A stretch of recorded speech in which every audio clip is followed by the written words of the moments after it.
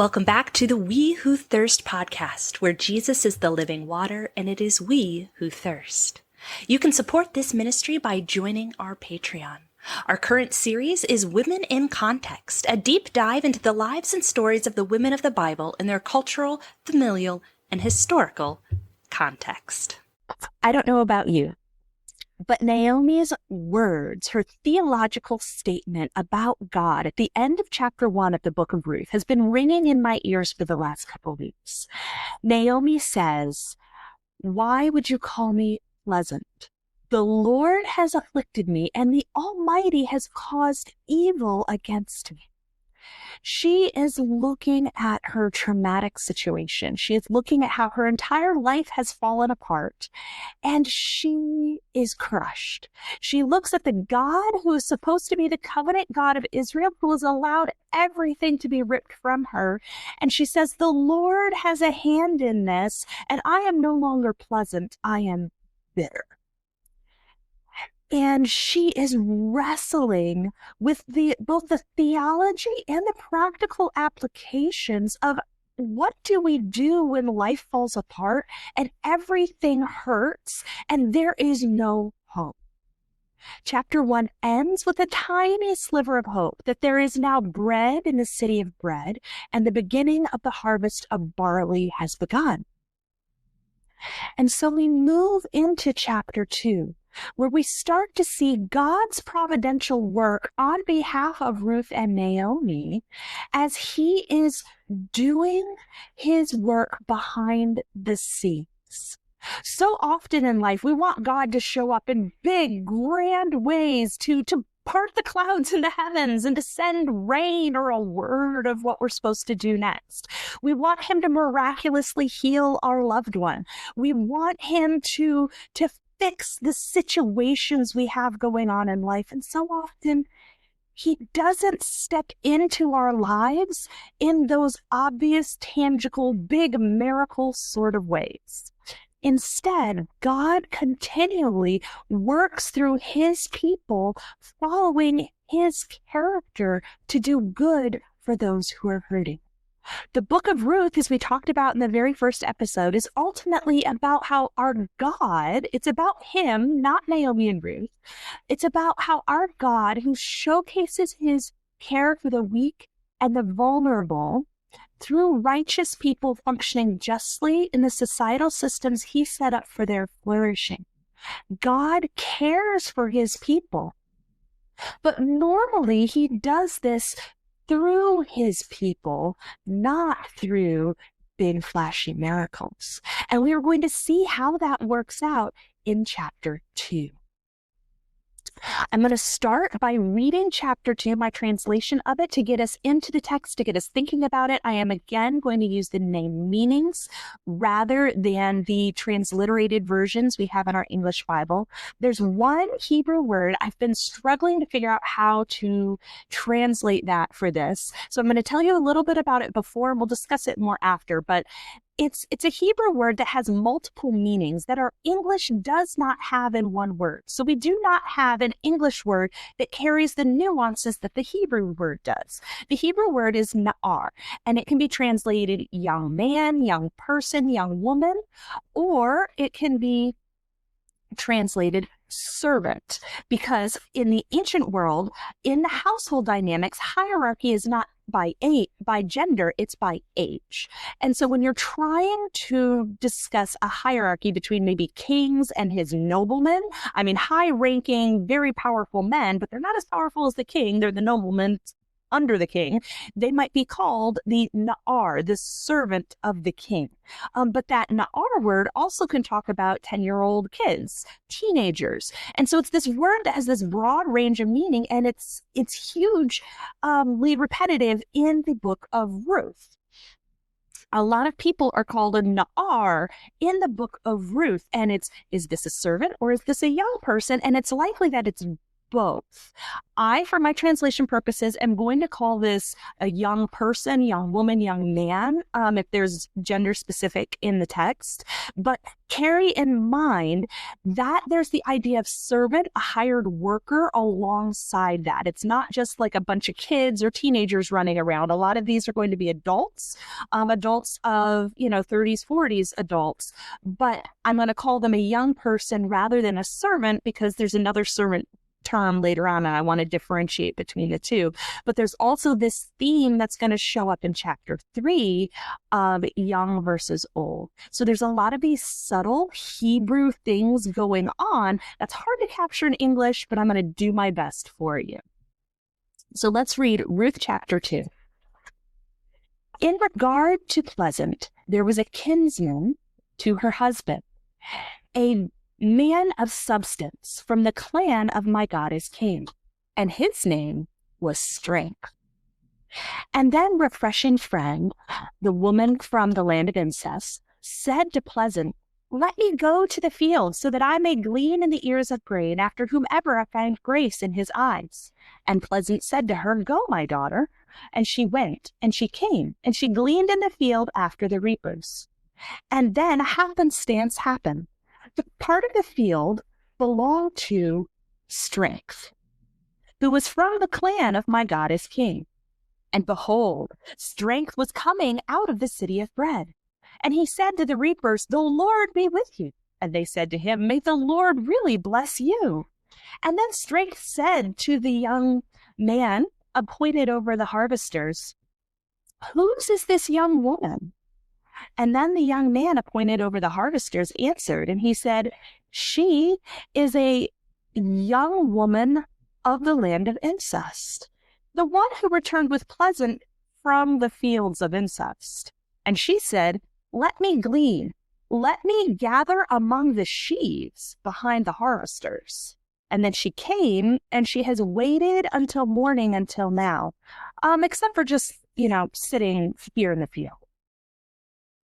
And then Strength said to refreshing friend, have you not heard, my daughter?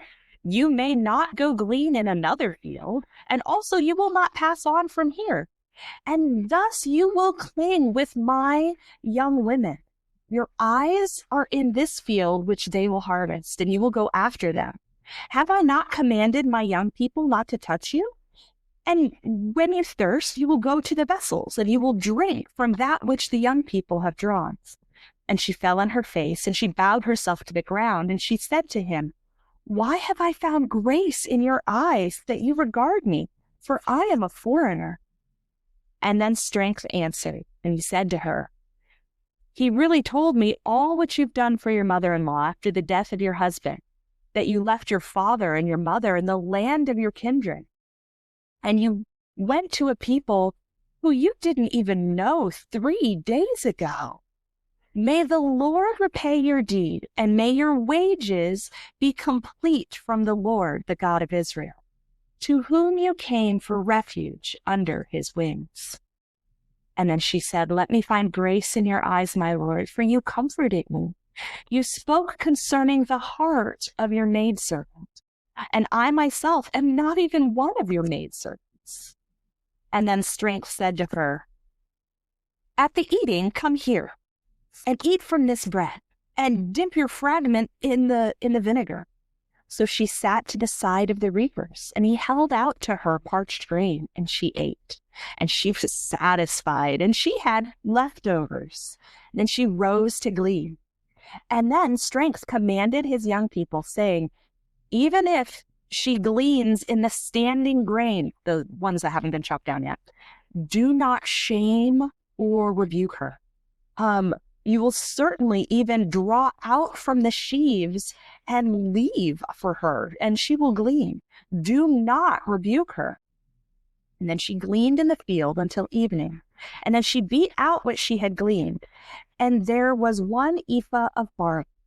And then she lifted up, and she entered the city, and she showed her mother-in-law that which she gleaned. And then she brought it out, and she gave to her what she had left over from her plenty. And then her mother-in-law said to her, where did you glean today? And where did you do this? Blessed is he who regarded you.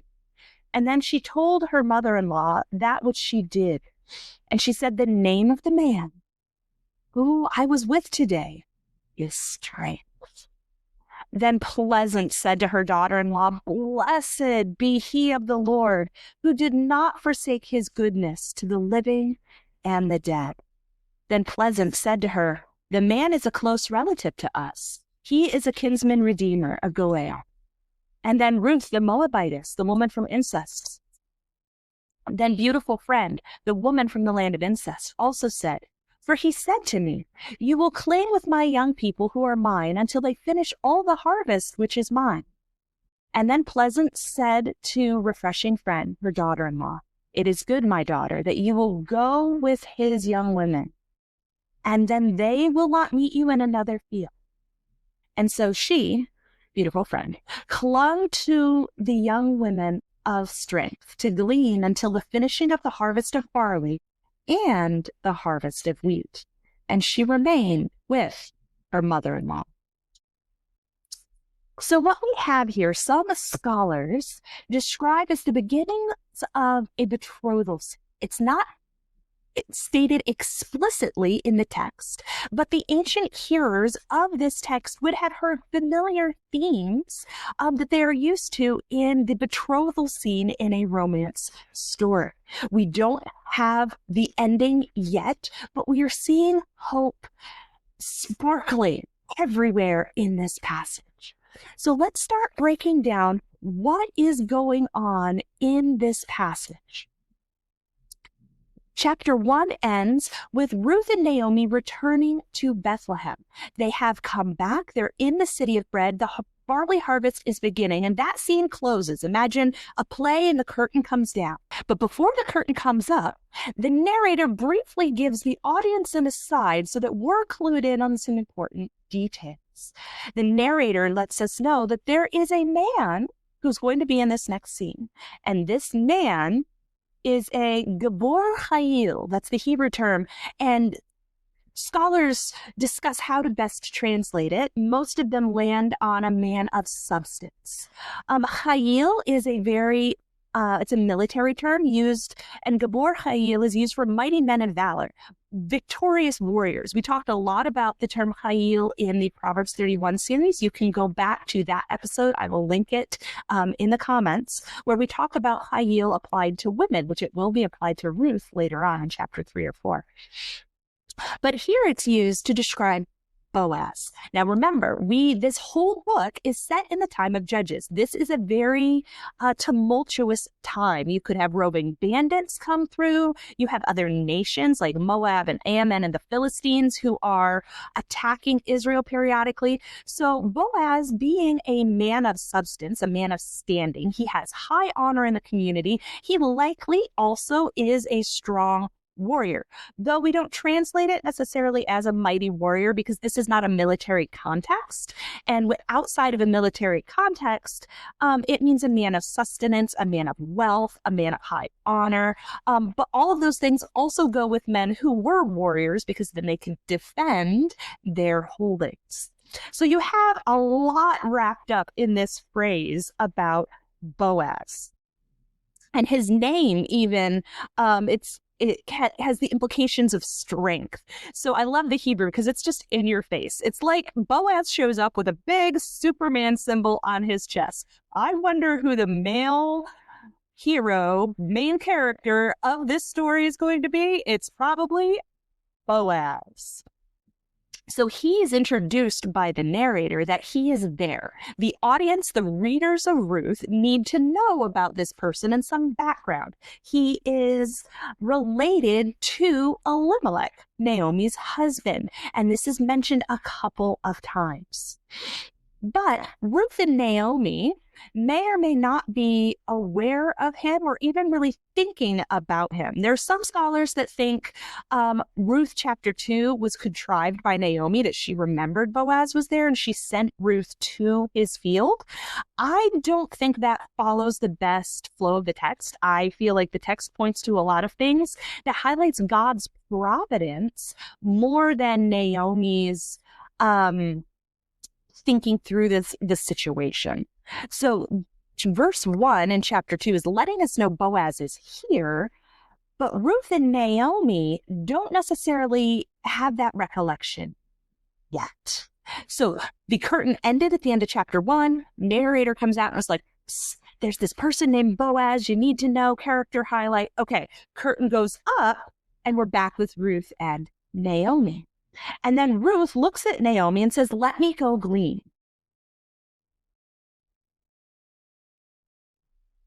So the curtain goes up and we are back in scene with Ruth and Naomi.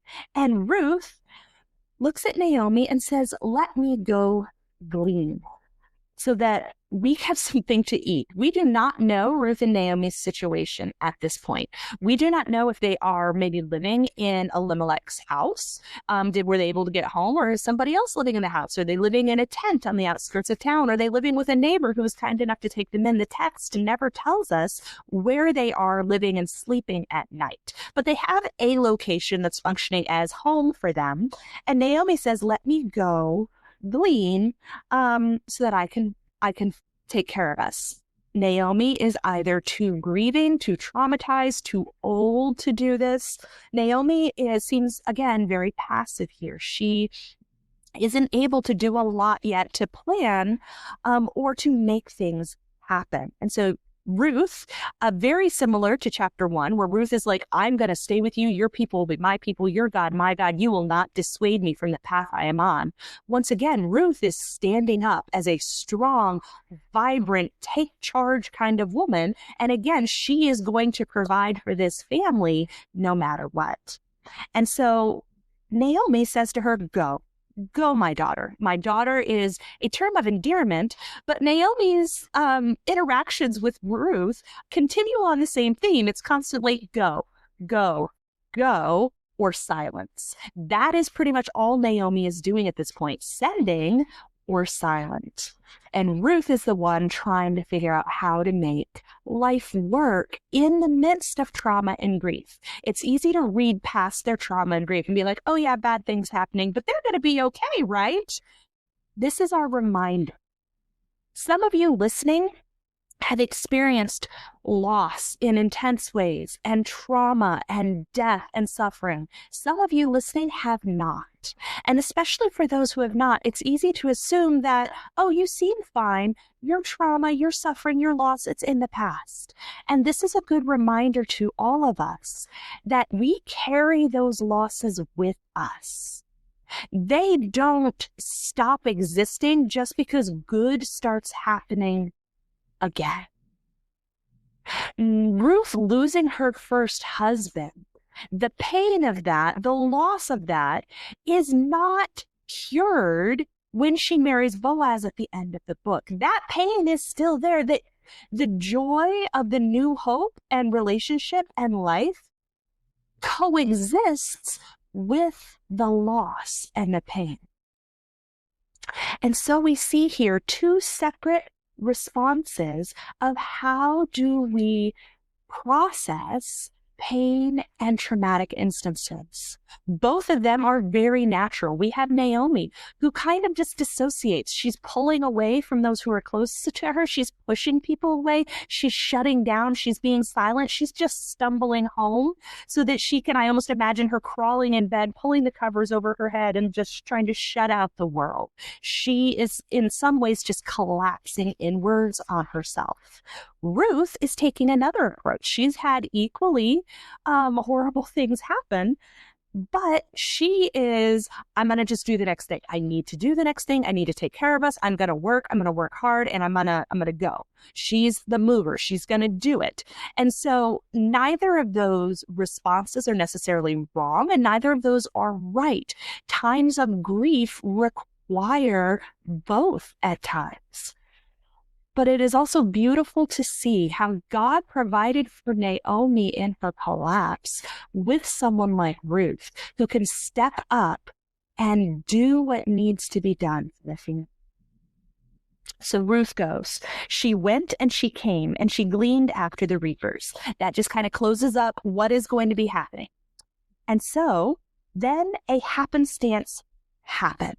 This, many commentators and scholars say this is just a glimmer of hope. She chanced and she got lucky, and she happened into the part of the field that belonged to Boaz. This is God's providence. He often works behind the scenes to just kind of subtly direct that we barely even notice.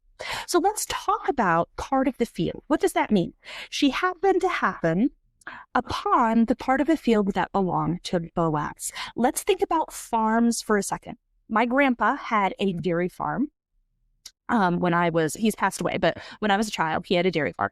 And it was your typical kind of American idea of a farm. You have a small little rural town, and then a couple miles outside of the town is my grandpa's farm. And on his land, which I don't know how many acres he had. I'm guessing at least a square mile, but I have no idea. He had a lot.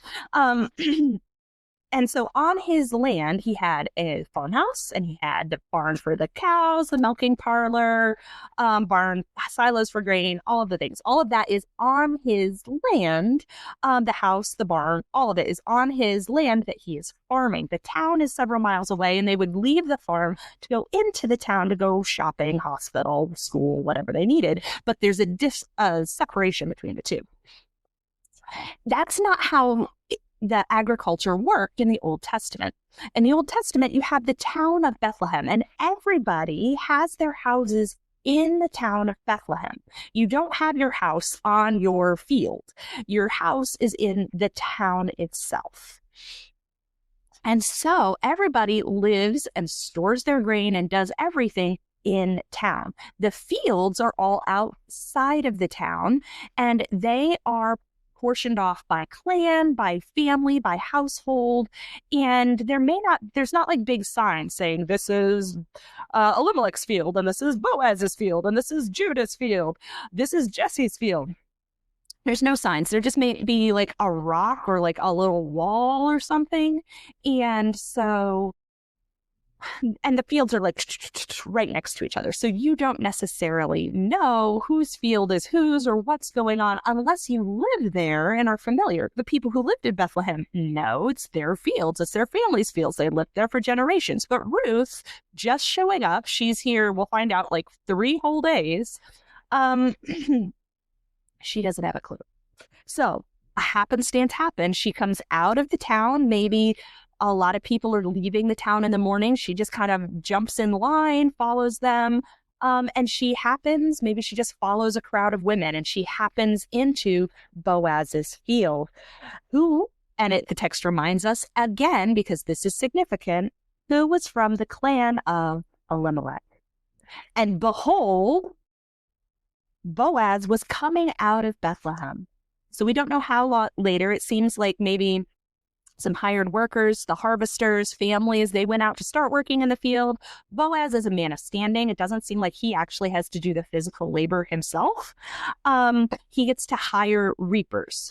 Either he has a large household of himself. It's likely Boaz was married and or widowed before Ruth, although he may still have a living wife when he marries Ruth. The text doesn't tell us, and it's irrelevant to the story. But it is a possibility. He's allowed to have more than one wife. So he may have a large household with his own children working. He is a man of sustenance. He probably hired some workers as well. He could have some of his own children working some of the land and everything. But we have a lot of people, a lot of things going on. Boaz doesn't seem to have to do the labor himself. He can just kind of take a supervisory role. So it seems like all the actual physical laborers went out to the field early in the morning. He was probably taking care of some stuff in town, doing what large land-owning men do in town in the morning. And then he comes out a little bit later, and everybody else is already working. It seems like it could be a couple hours after they get started. So he comes out and he greets the reapers. Now, remember, reapers here, at least for me, I don't know if this would be the same for you, I always read reapers kind of male. Growing up, because it's easy to put specific genders on some of these terms and think that the reapers are the men. They're out there working. Because especially growing up complementarian, it's men who have jobs, not women. Women are supposed to be staying home. So of course it's men doing most of the work. Not so. Harvest time, everybody's on board. Women, children, old people to their physical ability, children to their physical ability. And so when he's talking to reapers, this is a multi-gendered group. This is not just males. This is all of the hired workers, family members, everybody in his field who are doing the task of reaping.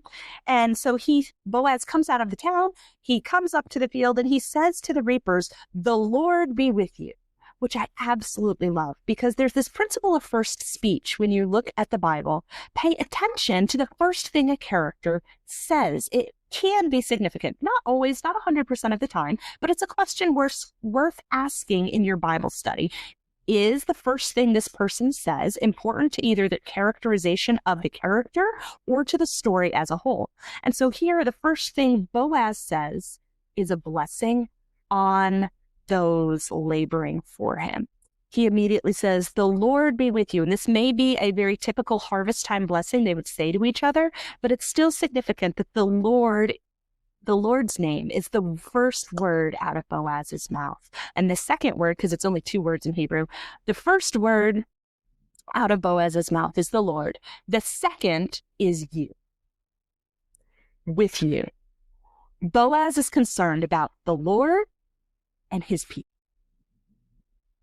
That is as important of a characterization of the essence of who Boaz is as the original description that said he was a mighty man of valor, a man of sustenance, however you want to translate that. Right here, you have a man who is concerned. He has the wealth. He has the privilege. He has the tenacity and the brute strength. He has it all. And his concern is about the Lord and about his people, both God's people and Boaz's people. Boaz is concerned about the other. That is his first speech. He arrives and he says to them, "The Lord be with you." Some people want to take Boaz as an example of manhood, especially when Ruth is read as a romance story. Women are told to find your Boaz, find your Boaz. I wish more men were told to emulate Boaz. I feel like that messaging doesn't get across as often, but Boaz is a man worth emulating. Not because he is a wealthy, honored man, but because he is a man who is concerned about God and about people. And his concern for God and his concern for people impact how he treats the foreigner and the weak and the destitute. In the Book of Ruth, a godly man is the one who cares about the one who can't help themselves. Boaz greets his people with the name of the Lord, and the people respond, "May the Lord really bless you." There's this back and forth. There's this mutual honor, this mutual respect. He is highly regarded by his people. So Boaz arrives, he greets everybody, checks in with the foreman. Verse 5, then Boaz said to the young man, to the servant, this likely isn't like a young man, a teenage boy. I'm thinking late 20s, 30s, hired adult man with a family who's in charge of kind of watching. He probably hired, or maybe, this is purely conjecture, is one of Boaz's sons. We don't know. And their relationship isn't really relevant, but this is kind of the foreman over the field. And so Boaz says to the na'ar, it's that word I was talking about, that is it servant, is it young man? It's either both, all of the above. So he's talking to this hired person, male. He's talking to this young man who's appointed over the harvesters, the foreman. And Boaz immediately says, "Who is that young woman, that female servant over there? Who is that na'ara, that woman?"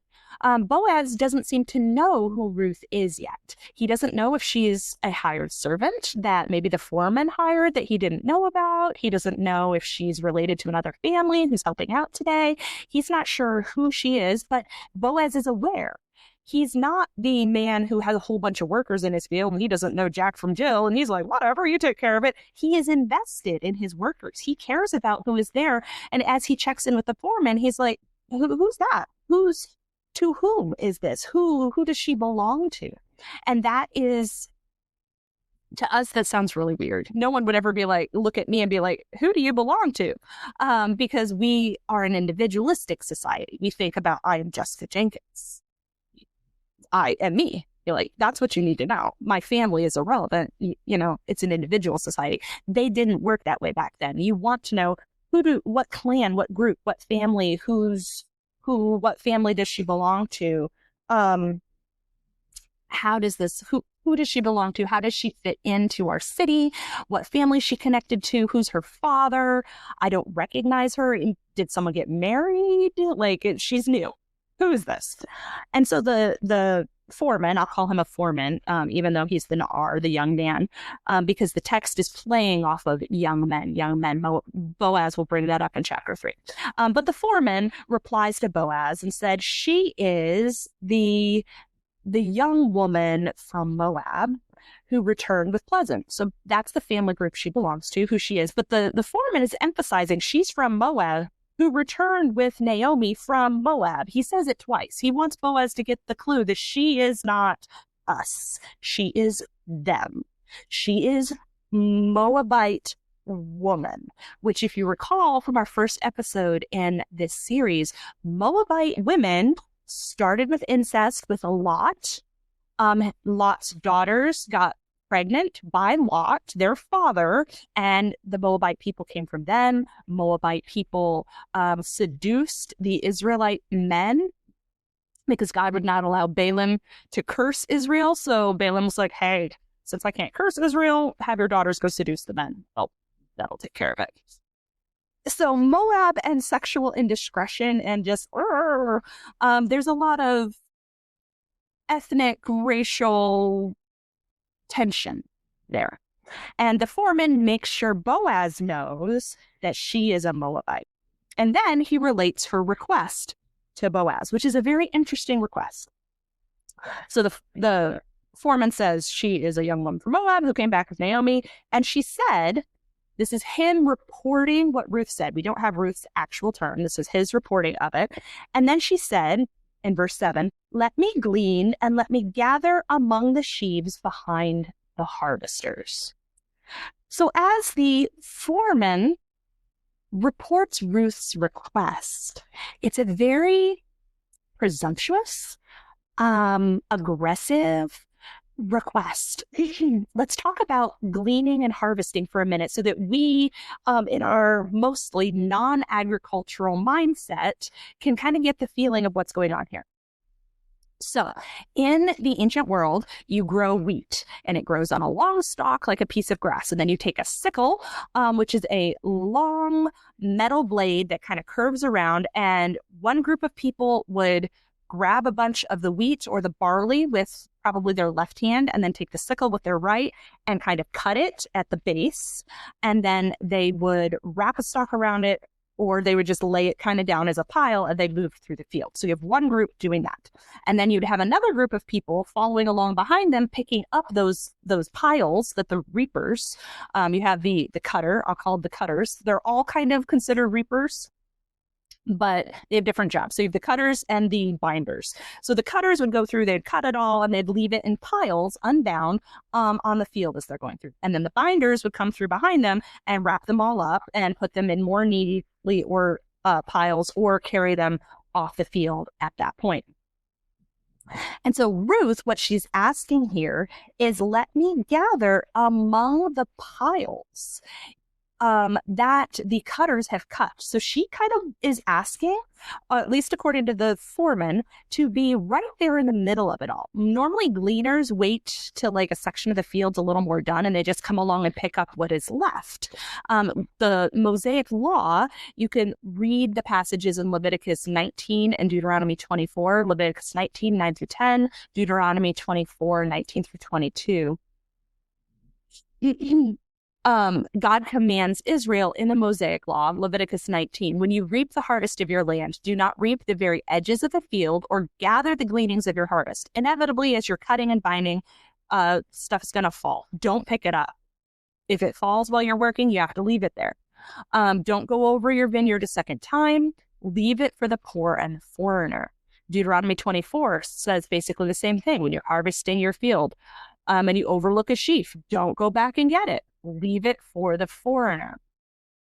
And so typically the gleaners would come after and pick up whatever is left. Ruth is asking, let me kind of get in among the sheaves. Like, I'm not necessarily going to pick from the piles, but there will be more kind of left on the ground between the piles because the binders haven't got there to gather yet.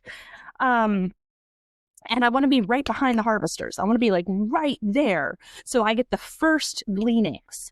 And this is kind of an audacious, especially for a Moabite request. She's not an Israelite widow asking this. She's a Moabite coming in and asking this. And it's a very audacious request. Gender. Let's talk gender and gleaning briefly. We do not know. A lot of commentators assume that it would be men who would be the cutters and women would be the binders. We do not know that for sure. From what I can tell, the Bible doesn't tell us who would do which task.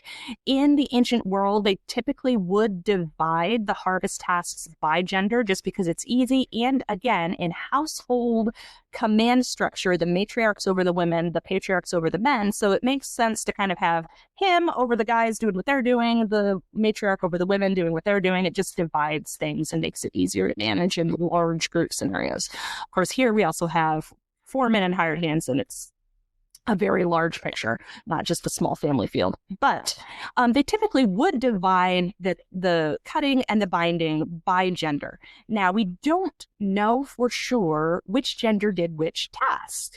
Most commentators assume men did the cutting and women did the binding, which may be accurate. Carol Myers, when she was looking ethnographically at that region of the world, in one place, it was the men who would cut and the women would bind. In another place, it was the women who would cut and the men would bind. And then in a third place, they would take turns. The men would do some of the cutting and the women some of the binding, and then they would flip-flop.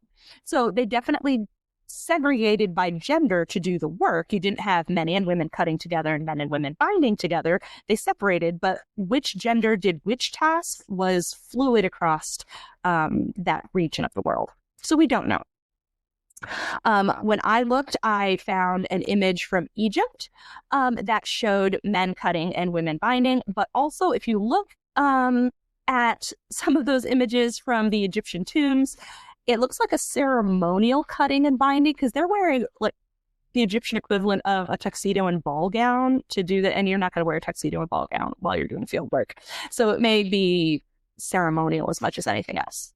But as we're trying to picture this scene in our mind, it may be that the men are cutting and the women are coming behind and binding. And Ruth is saying, I want to be right there with your women binding, picking up, not from your necessarily piles, but right between the piles, because that's where the absolute best is going to be. And so the foreman relays this request to Boaz and then notes that Ruth has came and she has waited since the morning until now. Typically, I thought growing up that Ruth came and had been gleaning all morning, but it sounds like from the commentators I've been reading who really dug into the language more deeply than I had a chance to, that she was actually standing and waiting until Boaz arrived. She came first thing in the morning and asked the foreman, can I do this? And he either didn't want to, didn't have the authority, and he refused or couldn't grant her permission. So she has been standing there waiting until Boaz arrives, which may also be why he noticed her, because she's not working. She's just standing there. And he's like, who's that? And the guy's like, oh, does she have a request for you? Listen to what she asked. She's a Moabite and she wants to glean. Okay. Yeah. But she doesn't want to just glean. She wants to like get in there right next to the harvesters to get the absolute best. What do we think about this situation? So Boaz takes over and he goes and talks to Ruth. This is not necessarily unusual. I mean, it might be a little bit. He didn't send the foreman back to give her an answer. He went and did it himself, which for a high-ranking man like that to talk to somebody maybe. But I don't want us to consider that a man talking to a woman is necessarily unusual, especially in a small town situation. It may be unusual for a high-ranking person to go out of their way to talk to a very low-ranking person. But gender-wise, this is not an Islamic world where women have to be veiled and hidden away and can't talk to men outside their family. In the Old Testament, women could talk to men. Not a problem. It may be a man of high honor, may not really associate with the low honor shamed classes, the really poor, though they were supposed to take care of them. But across gender lines, this isn't necessarily weird, horribly weird. And then so Boaz goes and talks to Ruth, and he says, "Have you not heard, my daughter?" This is just kind of a Hebrew phrase to be like, I'm going to say something important. And then "my daughter" is the same phrase Naomi used. It's likely that Boaz is about the same age as Naomi. He's talking to Ruth using the same manners of speech that Naomi does, indicating there's a pretty big age gap there, which again gets us into that pull on old and young throughout the Book of Ruth. And so Boaz says, "Have you not heard, my daughter?" There's an affection here, and a strong affirmation of who she is. He says, "Have you not heard? You may not go glean in another field," because she's probably like, oh no, the foreman said my request. Now the big boss is coming over here. Am I going to get kicked out? Like, I imagine Ruth, she's standing there. She's been waiting for a couple hours to the point where the foreman's like, she's practically made this field her home. Like, she won't leave. I've been ignoring her, hoping she would go. And she hasn't, because he may not have the ability to grant her request. So by ignoring her, maybe he's hoping she'll take her Moabiteness away from all of his young men and leave. But she didn't. And so the foreman's like, she's still here. She's made this field her home, waiting. And so she's been there waiting for hours in the sun, in June in Israel, which is 90s. And so Boaz comes up to her. She sees him coming across the field. I don't know if her heart just sinks, like, oh no. The foreman kind of gave me the cold shoulder. He's been hoping I would leave by ignoring me. I didn't. Is the big boss going to come now, lay down the law, and tell me to scram? But Boaz doesn't. He comes and he says, "Have you not heard, my daughter? You may not go glean in another field." You can't go glean.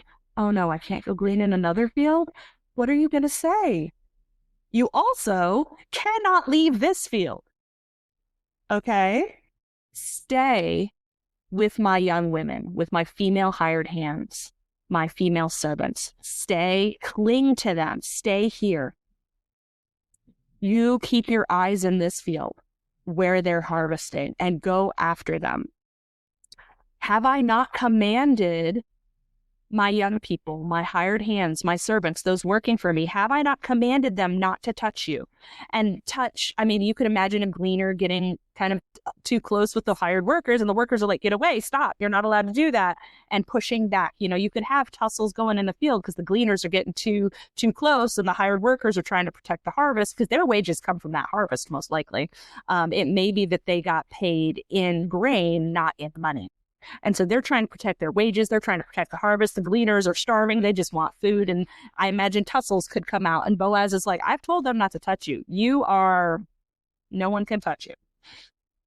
And I've commanded them not to touch you. Men, women, they're not allowed to rebuke you, touch you. You can go right alongside with my young women. We'll imagine, for sake of arguments, that they're binding. You can hang like right behind the women who are binding. Go after them, right after them. You get like first picks of all the gleaning. You're right there next to my hired hands. You are practically in the hired hand circle. I am placing you strategically there. I've commanded none of my people to touch you or push you away or send you away. And when you thirst, go to the vessels and drink from that which the young people will draw. So the servants, we don't know if it was the men or the women, but they would draw water, and she's allowed to go drink from that. She's probably been standing there. Maybe she brought a little water from Bethlehem, drew it before she came. It's probably gone. She's just been standing in the sun all day, maybe some shade.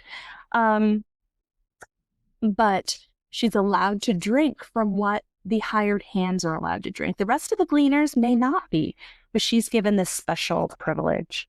And so Ruth falls on the ground. She bows herself to the ground in a way to honor Boaz. And she says to him, "Why have I found grace in your eyes? Because I'm a foreigner." She brings up what the foreman had mentioned, that she's a foreigner. She's nobody. She's shamed. She's nothing. And he is giving her this exceptional grace. He's not only granting her request, he's going above and beyond her request. And she recognizes that.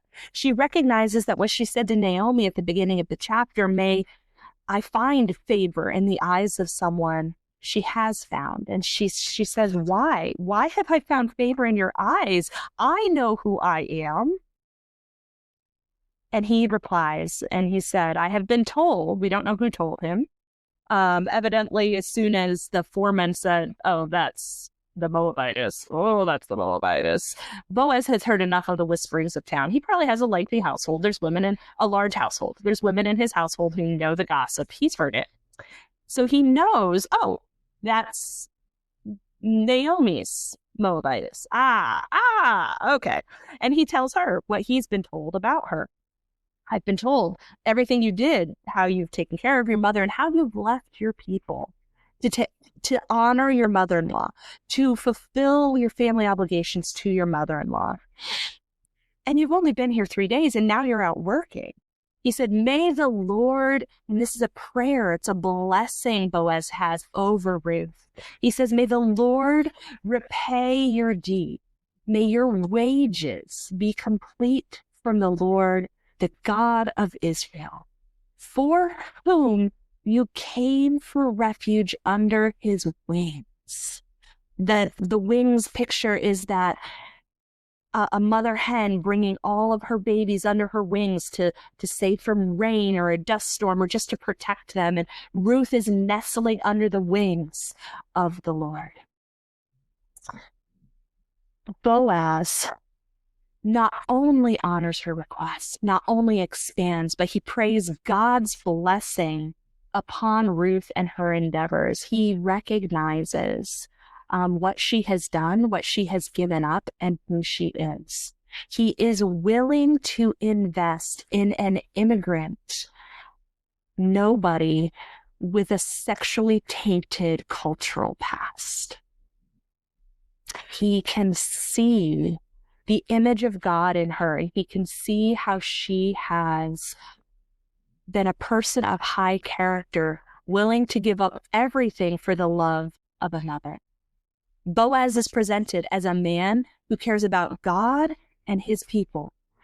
And Boaz looks at Ruth and says, you are a person who cares about God and his people. He recognizes that kindred, and he prays a blessing over her. He does not send her away. He does not say, go back to your country. He does not say, I'm sorry, Moabites are not allowed here. I'm sorry, did you come here legally? I'm sorry, there are better ways to do this than to just show up in my field. No. He says, welcome. Come, the Lord brought you here. I recognize that. I recognize that you were responding to God. God providentially moving people through a myriad of painful, tough, ridiculous, horrible, traumatic circumstances. God providentially moves people from country to country. And a man of God recognizes God's work moving people from place to place. And he recognizes his responsibility to step in and care for those people, not send them away. We also don't know how many of those hired hands working in Boaz's field. It's easy to think those hired hands, he has a lot of wealth. He doesn't want to do the work. He'll just hire people. Maybe. Or maybe this is a land recovering from famine that Elimelech fled from. And Boaz is saying, I will sacrificially hire people who did not weather the famine as well as I did so that they can make ends meet. How many of these hired workers that Boaz has have nothing because of the famine? What they have is what Boaz is offering them, which would be another reason why they might give Ruth a hard time, because she's competition. But Boaz is not going to let that happen. She falls on her face and says, "Let me find grace, for you comforted me. You spoke concerning the heart of your maidservant." She uses a different term here. This isn't the our term that's young person or servant. This is a technical term usually used for like the house servant of the matriarch in the household. Hagar was considered this kind of servant. So Ruth is debasing herself. She's saying, you spoke concerning my heart. She's like, Ruth acknowledges that Boaz is offering her comfort. And here, comfort has three important parts. As we're dealing with people who have experienced trauma, as we're dealing with people who are suffering, as we're dealing with people in hard situations, there can be more, but there's at least three parts to offering comfort. One, seeing. She said, "You spoke concerning my heart," which means he saw her heart. Boaz saw. He recognized who she is. She's an image bearer of God, what she has done. And then he offers practical help. He goes beyond her requests. What would it be like if in our lives and in our churches, we looked at immigrants, we looked at those with loss, with trauma, and first we took a moment to see their hearts. Who are they? Why are they here? What have they suffered? We look to see their situation and their heart. We need to see them for who they are, not an assumption, not a caricaturization, but to really see the image bearers before us. Not to assume, but to see them, to recognize the depth of what they're going through, and then to offer tangible aid. I assume after this interaction, she goes back to work and he keeps doing his manager stuff. But the next verse, there's likely a little break between the two, but the next verse, it seems to be lunchtime. Boaz said to her, "Come here." They're eating lunch. And he says, "Eat from the bread." Hands her bread. "Dip your fragment in the vinegar, some sort of sauce to make the bread taste good." And so she sits next to the reapers. He invites her to sit with him and his household and the hired hands. He brings her into the community. As a man of honor and a man of standing, this statement is huge. This isn't just providing for a meal. This is Boaz telling everybody. He's making a public statement to the entire city of Bethlehem, because all of those reapers are going to go home and do you know what Boaz did today? Do you know? He, as an elder in the city, as an honored, high-ranking man, is making a public statement to the entire city of how the entire city is now supposed to treat Ruth. Boaz single-handedly is changing her status in the city. Okay? He invites her to sit, and then he hands her food. Eating in these cultures together is sacred. It forms bonds, and he invites her in. This is such a beautiful reflection of God's heart, and it immediately makes me think of Jesus and the Syrophoenician woman. You can listen to that episode. Jesus and the woman with the issue of blood, so many miracles Jesus did where he didn't just heal the woman or her daughter. In his healing, he orchestrated it in such a way to not only deal with the physical ailment, but to fix the community relationships so that this woman who was ostracized and on the edge of her community is now a hero to her community. A woman who was shamed and nothing is now elevated and honored by her community because of Jesus' actions, because of the way he healed. The woman with the issue of blood, he didn't have to call her front and center and be like, "Who touched me?" and have her tell her story and share. He knew. He's God. He did it so that everybody else would see, recognize that she is healed, recognize how she got healed, give her honor for her faith, restore her to her community, and grant her some celebrity status. That is how Jesus treats weak, wounded, traumatized women. That is how Boaz treats Ruth. That is how we should work to treat those around us who are hurting, because we work as the people of God to reflect God's heart for the weak, the vulnerable, the traumatized, the immigrant, the foreigner. So they're at this meal. She's sitting, probably wondering, why am I sitting with I'm sitting with Boaz's family. I'm sitting with the hired reapers. Oh my goodness.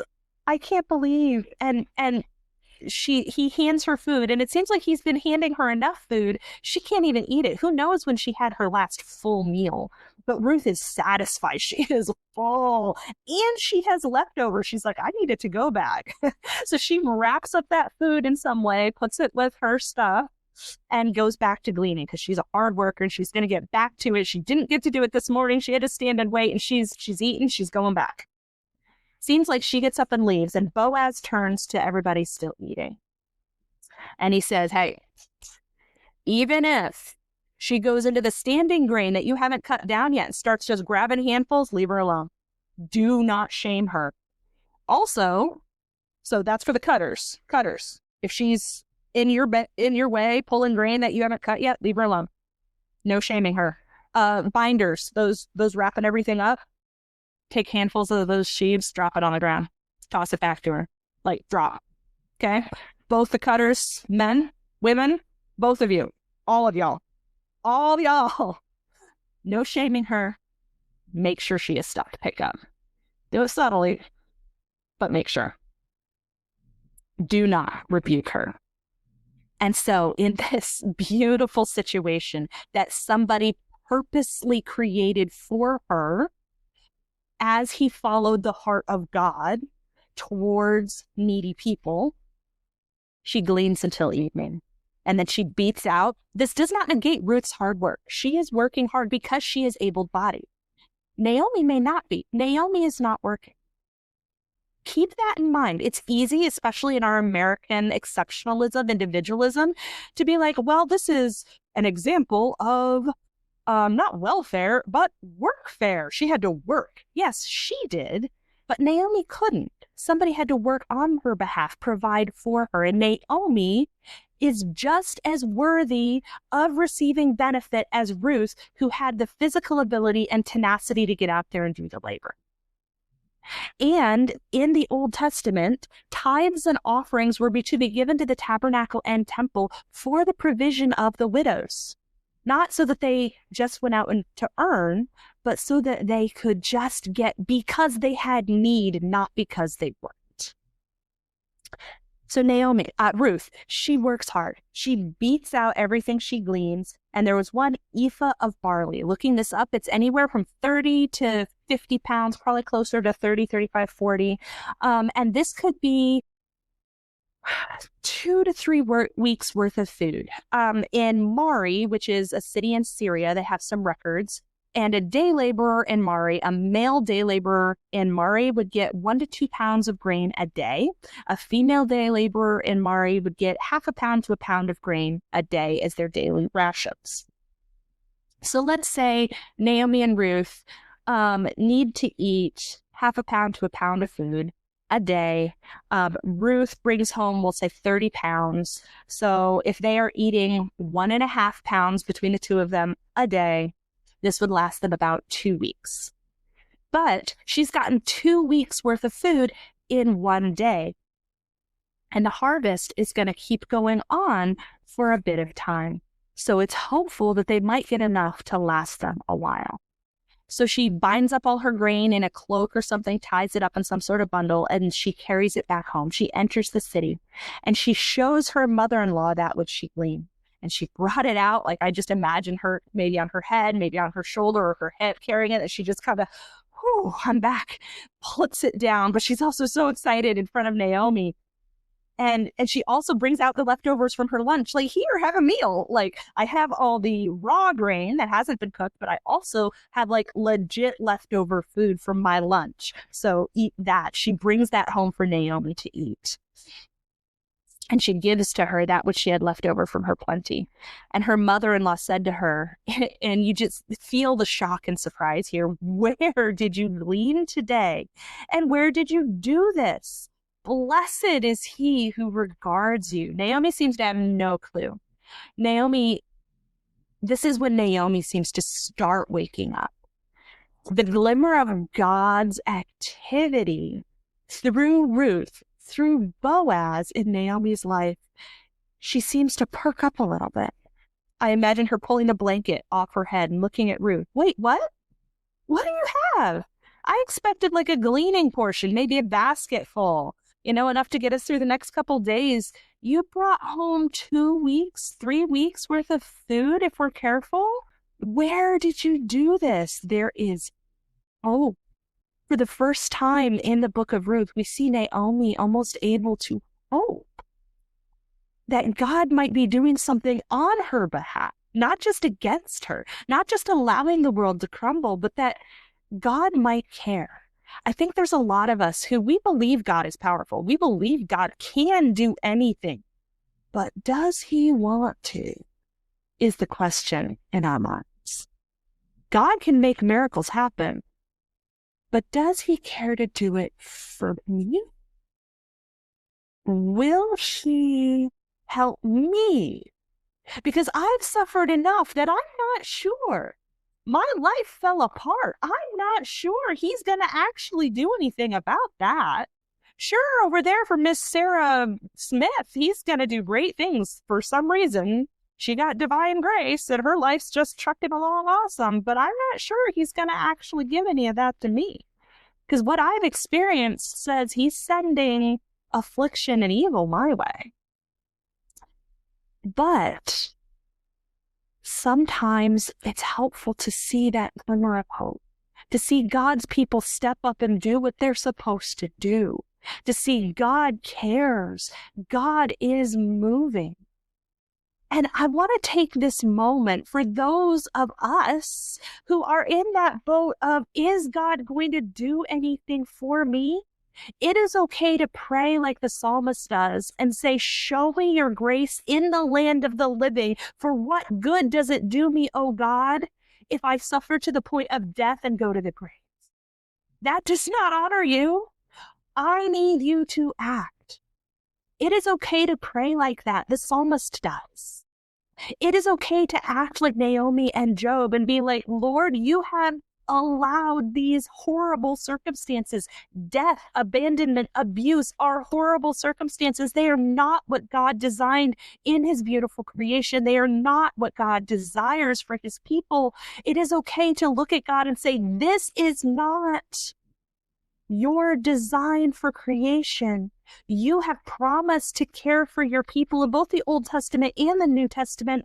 Are you going to show up? It is okay to be that bold. I think sometimes in our Christian culture, we're taught, rejoice always. Don't be sad. God, all things work together for good. And we're not given permission to look God in the face and hold him to his word. But if we look at the prayers, especially in the Old Testament, they are full of that. They are full of, God, you said this.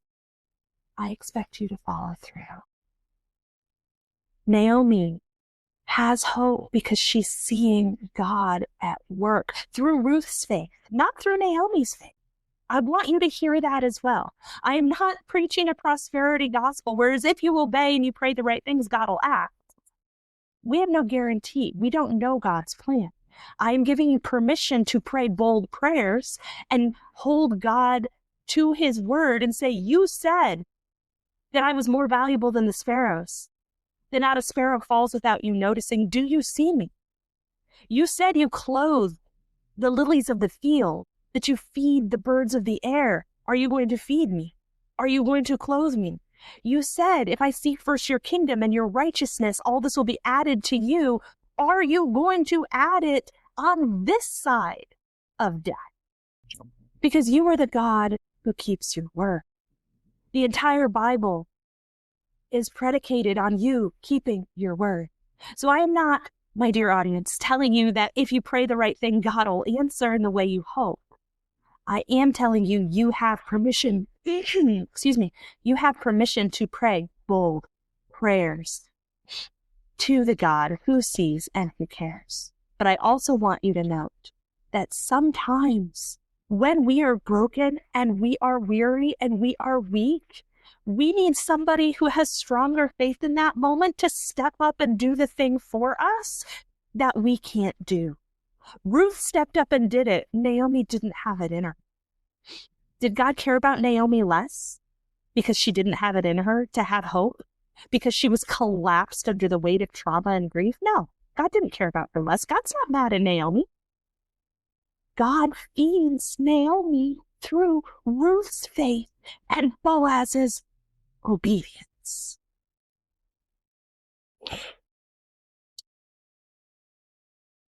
Let that sink in. Ruth shows up with 3 weeks worth of food after 1 day's worth of effort. And Naomi recognizes that this was God. She didn't have faith. I don't think she planned this. I don't think she was doing anything but collapsing in trauma. But God surprised her with his grace through somebody else. And then Naomi, because she is a woman of faith, because she's a theologian, can recognize once she wakes up, once that sparks in her brain that maybe God is showing up for me, she can start to see the bigger picture. Naomi says, "Blessed be he of the Lord who did not forsake his goodness to the living and the dead." And then Naomi recognizes, because this man is a close relative. I see what God is doing. She can recognize it. She's not a woman of shallow means, of faith, of shallow. Naomi can recognize what God is doing. She is not a woman of shallow faith. She is not a woman of shoddy theology. She is the theologian of the Book of Ruth. Do not miss that.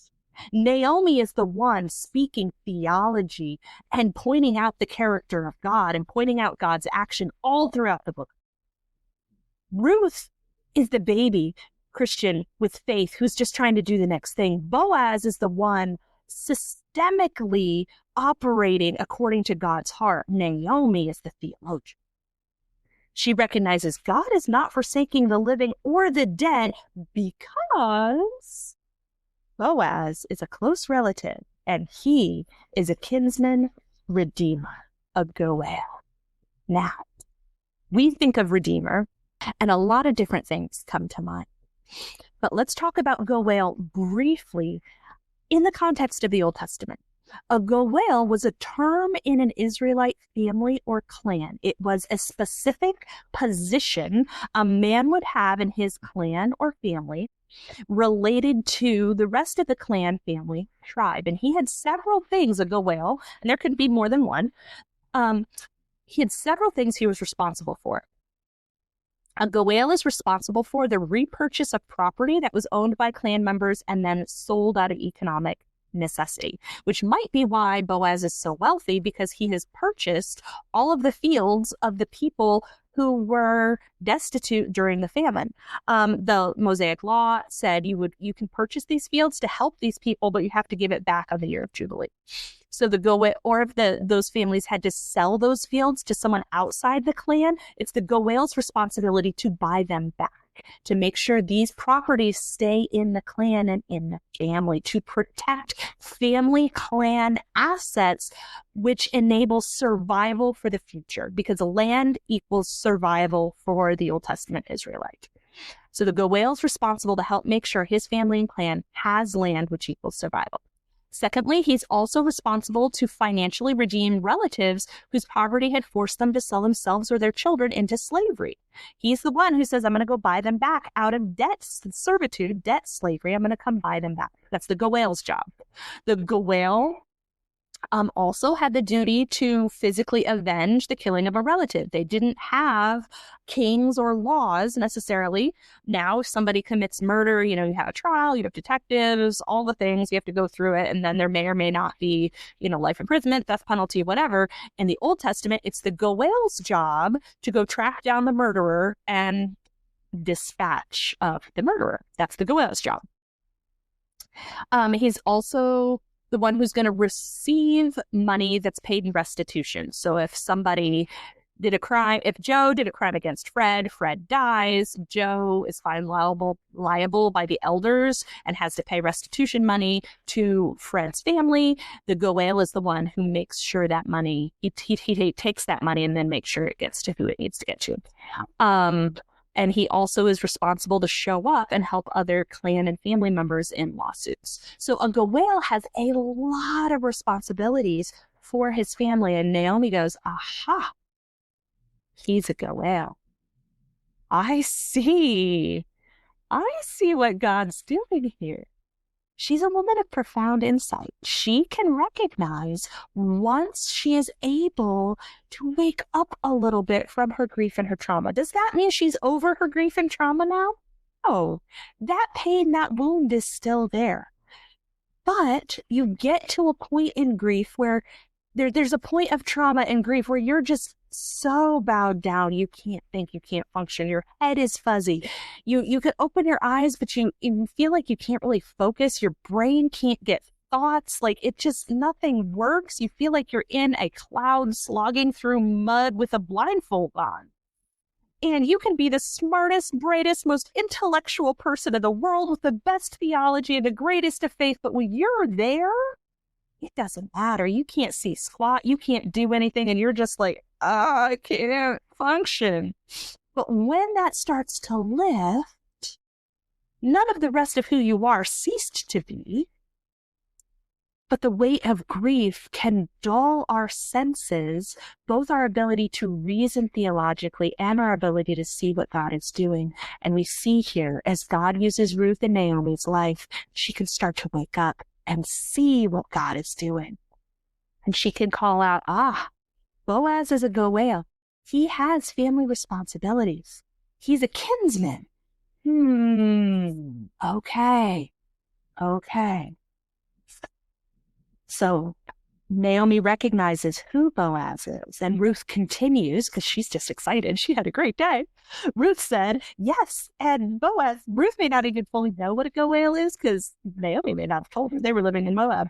So Naomi's making these connections. Ruth may not have caught up yet.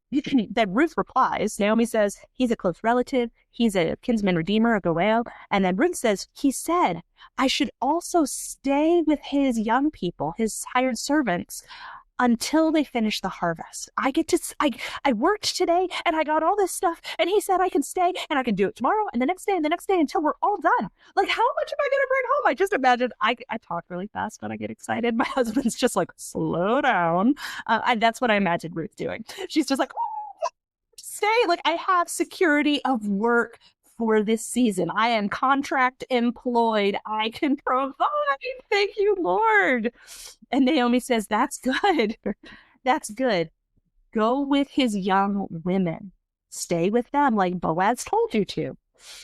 So that they, and this is very ambiguous, we don't know who they is, but so that they might not meet you in another field. Potential shaming, rebuke, maybe even a sexual situation. You're going to be safe. You're going to be taken care of. Do as Boaz said. Stay in that field.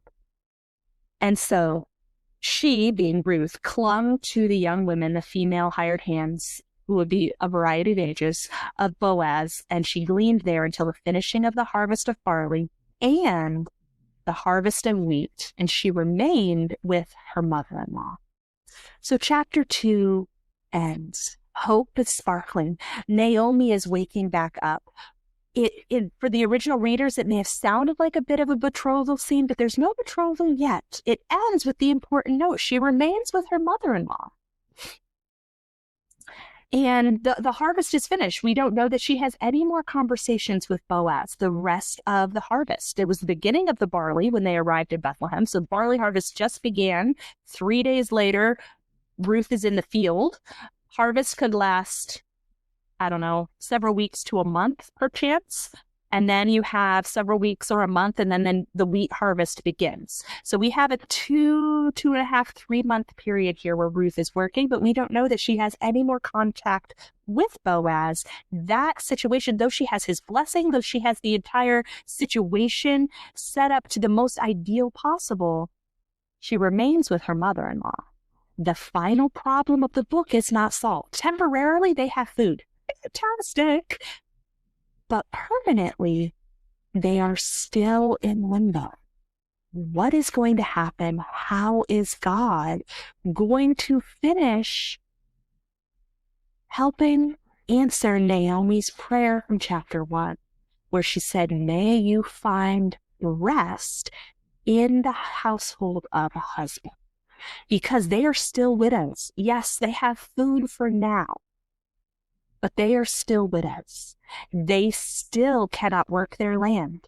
They still cannot long-term survive. They have good in a temporary situation, but this is not a long-term situation. They need a long-term answer. They don't have it yet, but they have hope. Thank you so much for listening to Ruth chapter 2 and thinking it through with me. I can't wait to hear your thoughts.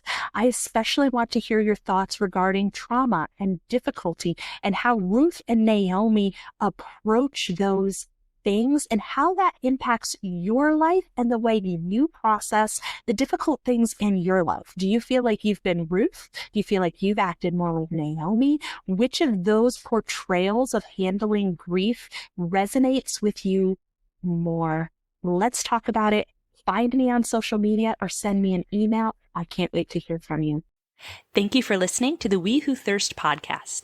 A complete bibliography of the research behind this episode is available at wewhothirst.com. If you would like the full show notes, an opportunity to discuss each episode in a safe Discord chat, or simply to support this ministry, visit our Patreon. I am so thankful and have honored to have had you here with me for this episode. Until next time, remember, Jesus is the living water, and it is we who thirst.